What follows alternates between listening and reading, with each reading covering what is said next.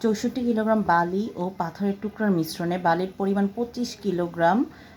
বালির পরিমাণ কত? 25%। কত কিলোগ্রাম বালি মেশালে নতুন মিশ্রণে পাথরের টুকরার পরিমাণ 40% হবে? ঠিক আছে, এটা ডাক অধিদপ্তরের একটি পরীক্ষা ছিল যে 64 কিলোগ্রাম দেওয়া আছে, তাহলে বালি ও পাথরের টুকরার মিশ্রণে বালির পরিমাণ 25% হলে কত কিলোগ্রাম বালি মেশাতে হবে?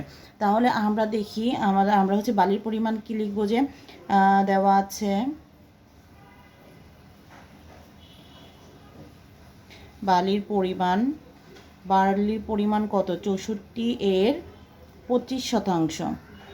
25% হলে 64 এর 25%, 25 ভাগ কত হবে? 100। এখন যদি আমরা এটা হিসাব করি তাহলে আমরা কত পাবো? হিসাব করলে আমরা পাবো 16 গ্রাম।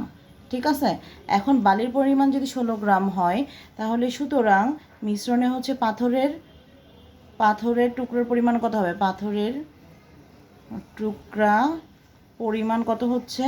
64 থেকে 16 বাদ যাবে আমাদের। 64 বিয়োগ 16 সমান হচ্ছে 48 গ্রাম। এখন আমাদের বলা হয়েছে যে কত কিলোগ্রাম বালি মেশালে নতুন মিশ্রণে পাথরের টুকরার পরিমাণ 40% হবে। ঠিক আছে, এখন আমরা লিখব যে ধরি বালি মেশাতে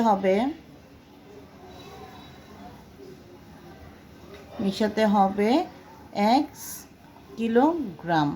ঠিক আছে, তাহলে প্রশ্ন মতে আমাদের কি হবে? প্রশ্ন মতে হবে আমাদের 16 যোগ x ভাগ 48 সমান হচ্ছে, যেহেতু আমাদের বলা হয়েছে যে 40% পাথরের পরিমাণ, তাহলে পাথরের পরিমাণ যেহেতু 40, আর তাহলে বালির পরিমাণ কত হবে? 60 ভাগ কত? 40। বা এখন দেখেন আমরা যে 0 0 কাটা, 3 দুগুণা 6, 2 দুগুণা কত? 4। এখন আমরা যদি আড়াআড়ি গুণ করে দেই তাহলে কত হয়? 16 দুগুণা কত? 32 যোগ 2x সমান 48-এর সাথে 3 গুণ করলে কত হয়?